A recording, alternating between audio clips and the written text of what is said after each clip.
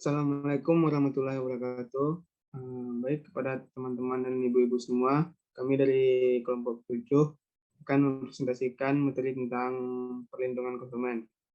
Sebelumnya kami akan memperkenalkan anggota dulu. Pertama yaitu saya sendiri Muhammad Fasihak dengan nomor BP 20 10 11 2133 dan Sultan Riyad Ahladi dengan nomor BP 20 10 11 30 01.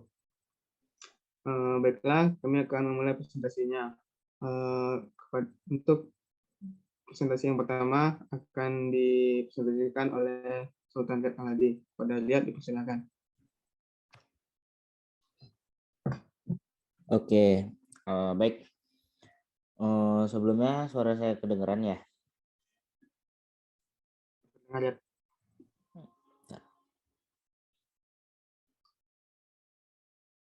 Baik, pengertian.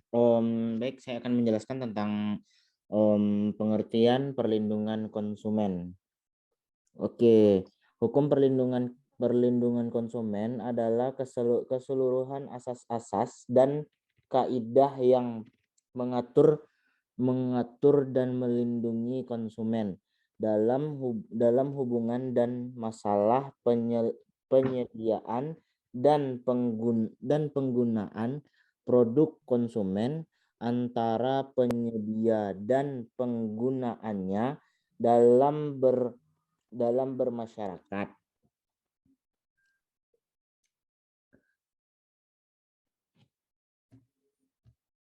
Baik, itu saja untuk pengertian. Lalu dasar hukum perlindungan konsumen. Dasar hukum perlindungan konsumen yaitu Undang-Undang Nomor 10 Tahun 1961 tentang penetapan peraturan pemerintah pengganti Undang-Undang Nomor 1 Tahun 1961 tentang barang menjadi undang-undang. 2. Undang-Undang Nomor 2 Tahun 1966 tentang higiene. 3. Undang-Undang Nomor 5 Tahun 1975 tentang pokok-pokok pemerintahan di daerah.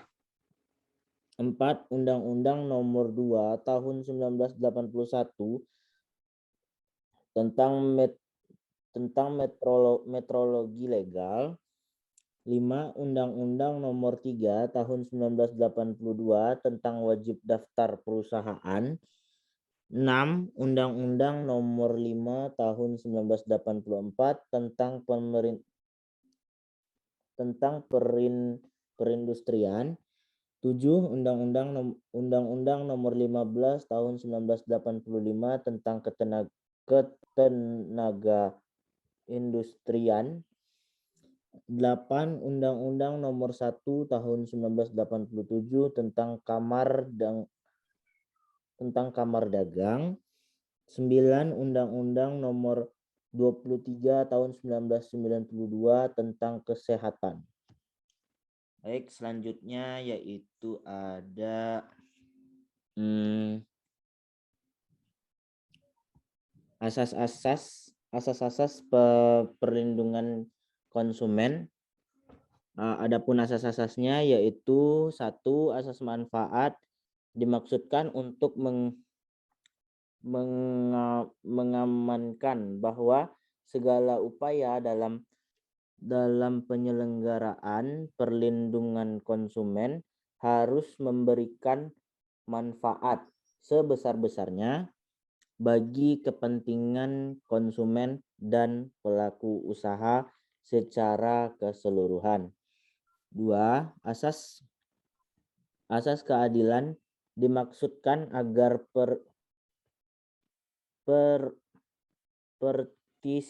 partisipasi seluruh rakyat Indonesia diwujudkan secara maksimal dan memberikan kesempatan kepada konsumen dan pelaku usaha untuk memperoleh haknya dan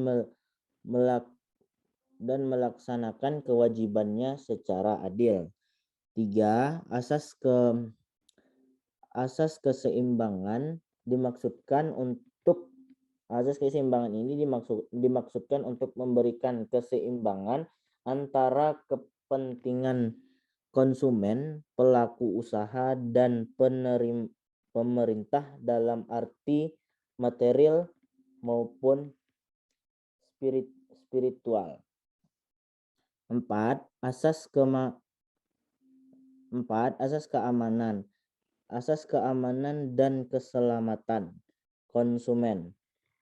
Asas ini dimaksudkan untuk memberikan jaminan atau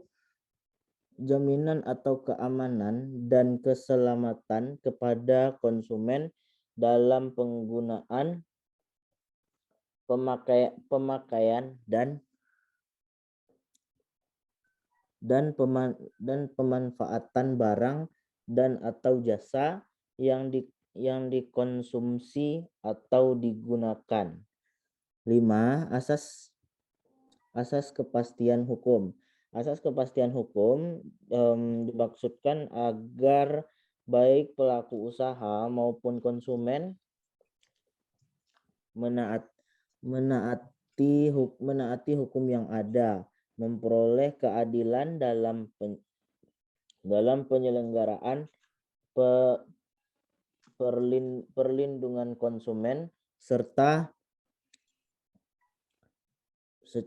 pelaku usaha.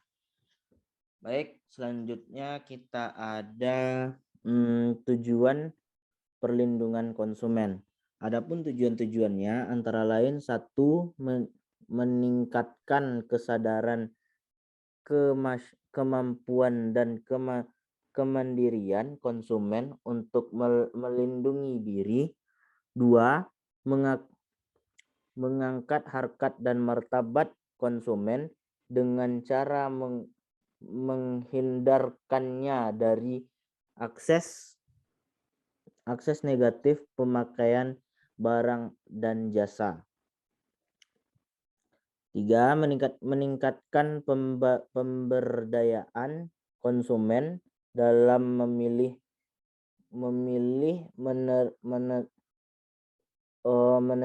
menentukan dan juga menuntut hak-haknya sebagai konsumen. 4. Menciptakan sistem perlindungan konsumen yang mengundang unsur kepastian hukum. 5. Membutuhkan kesadaran pelaku usaha mengenai pentingnya perlindungan konsumen. Baiklah, selanjutnya saya akan lanjutkan kepada Muhammad Faiz Ilhaq. Pada Muhammad Faiz Ilhaq, dipersilahkan. Halo Baik, Faiz. terima kasih kepada dia. Saya akan melanjutkan presentasinya, yaitu tentang hak pelaku usaha. Hak pelaku usaha yang pertama yaitu hak untuk menerima pembayaran yang sesuai dengan kesepakatan mengenai kondisi dan nilai tukar barang dan atau jasa yang diperdagangkan. Yang kedua yaitu haknya untuk mendapatkan perlindungan hukum dari tindakan konsumen yang beretikat tidak baik. Hak yang ketiga yaitu hak untuk melakukan pembelaan diri sepatutnya di dalam penyelesaian hukum sengketa konsumen. Hak yang keempat yaitu hak untuk rehabilitas nama baik apabila terbukti secara hukum bahwa kerugian konsumen tidak diakibatkan oleh barang dan atau jasa yang diperdagangkan. Hak yang kelima yaitu hak-hak yang diatur dalam ketentuan peraturan perundang-undangan lainnya.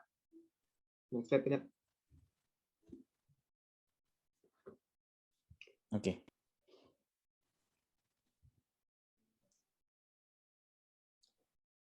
Lanjut, Faiz. Selanjutnya kita masuk pada kewajiban pelaku usaha. Kewajiban pelaku usaha yang pertama yaitu beretikat baik dalam melakukan kegiatan usaha. Yang kedua yaitu memberikan informasi yang benar, jelas, dan jujur mengenai kondisi dan jaminan barang dan atau jasa, serta memberi penjelasan penggunaan. perbaikan, dan pemeliharaan. Yang ketiga yaitu kewajibannya memperlakukan atau melayani konsumen secara benar dan jujur serta tidak diskriminatif.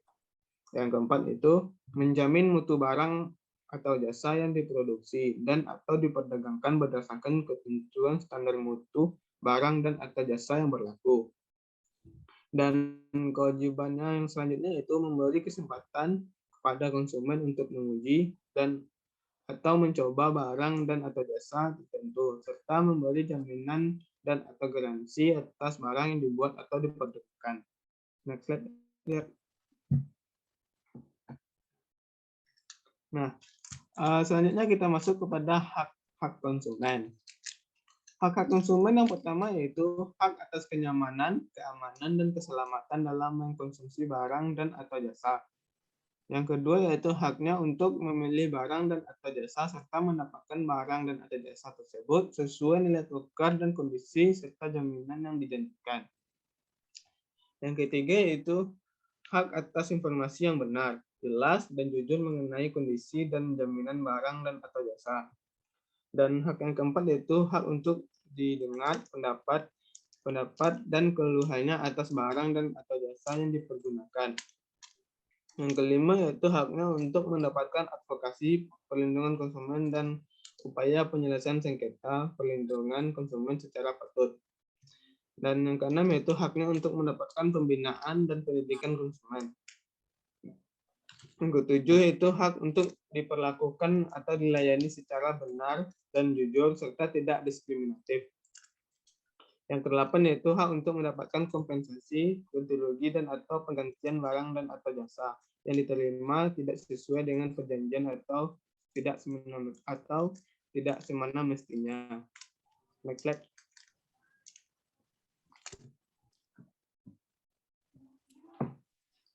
Selanjutnya kita masuk kepada kewajiban konsumen. Yang pertama yaitu membaca atau mengikuti petunjuk informasi dan prosedur pemakaian atau pemanfaatan barang dan atau jasa demi keamanan dan keselamatan. Yang kedua yaitu bertekad baik dalam melakukan transaksi pembelian barang dan atau jasa. Yang ketiga yaitu membayar sesuai dengan nilai tukar yang disepakati. Yang keempat yaitu mengikuti upaya penyelesaian hukum sengketa perlindungan konsumen secara patut. Selanjutnya. Nah, kita masuk kepada kesimpulan materi kita pada saat sekarang ini. Yang pertama yaitu kesimpulannya, perlindungan konsumen adalah bagian dari hukum yang memuat asas-asas atau kaidah-kaidah yang bersifat mengatur dan juga mengandung sifat yang melindungi kepentingan konsumen. Dengan adanya pelaku usaha dan konsumen dapat menciptakan rakyat sejahtera dan makmur. Namun, kebutuhan biologis menjadi pokok utama dalam keberlangsungan hidup. Asas-asasnya seperti asas manfaat yaitu memberikan kesempatan kepada konsumen dalam memperoleh haknya. Yang kedua itu ada hak keseimbangan, yang ketiga itu hak keamanan dan keselamatan konsumen, dan yang terakhir itu hak kepastian hukum. Selanjutnya udah habis ya? Habis. Baik. Mungkin sekian presentasi dari kelompok kami. Jika ada salah-salah kata atau salah kalimat, kami berdua mohon maaf. Sekian. Assalamualaikum warahmatullahi wabarakatuh.